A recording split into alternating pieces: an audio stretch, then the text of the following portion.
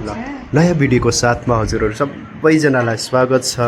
आज हाम्रो घरमा चाहिँ नयाँ व्यक्तित्वहरू आउनुभएको छ, जससँग चाहिँ फर्स्टचोटि हाम्रो भेट भयो हाम्रो दिदीसँग, अनि हाम्रो यता फुपूसँग पनि मेरो पहिलोचोटि भेट भयो र बुवासँग त हाम्रो भेट भइरहेको थियो र खुसी नानीसँग चाहिँ मेरो पहिलोचोटि भेट भयो। मेरो साली नानी, मेरो साली हुनुहुन्न भनेको एकजना साली हुनुहुँदो रहेछ है। अनि उता चाहिँ हाम्रो अर्को नानी, अनि यता बाबु सामुएल, अनि यता सियोन। Hello, good. ल आज हाम्रो यो आशिषमय भेटघाट हाम्रो भएको छ। यता चाहिँ मेरो श्रीमती। आम्बो, खुसी नानीले 2वटा खुर्सानी सक्ने हो तिमीले? हजुर, म त धेरै खुर्सानी खान्छु। सक्नुपर्छ नि। ल ल, खाना चिसो भयो कि अनि फुपू?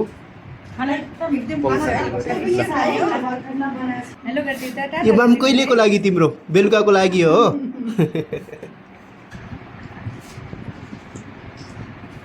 सने दिदीको कान्छो छोरा, एउटै छोरा दिदी? अर्को पनि हुनुहुन्छ पछि?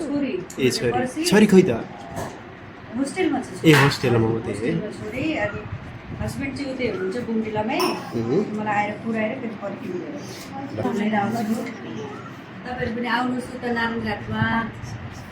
ल हुन्छ, मौका मिल्यो भने अवश्य आउनेछौँ।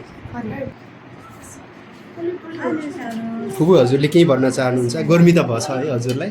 बमदिल्लामा त मौसम राम्रो होला है? बरफ पर्छ।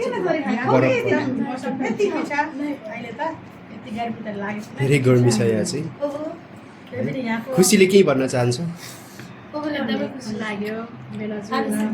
अर्को नानु हजुरले केही भनिसिन्छ? ए बाबा, बाबा हजुरले केही भन्न चाहनुहुन्छ? कस्तो लाग्यो? तराई त धेरै गर्मी छ। राम्रै लाग्यो। यति बेला माथि बस्न सही कि तल यता तराईतिर बस्न सही गर्मीको मौसममा? माथि नै सही छ है। ल विष्णु चाचालाई हजुरले के भन्न चाहनुहुन्छ यहाँबाट? याद गर्नुभएछ होला।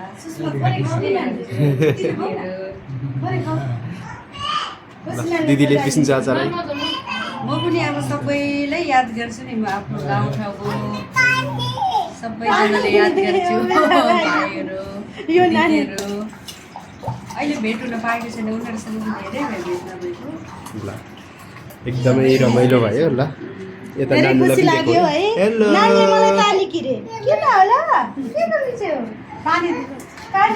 ल थ्याङ्क यू।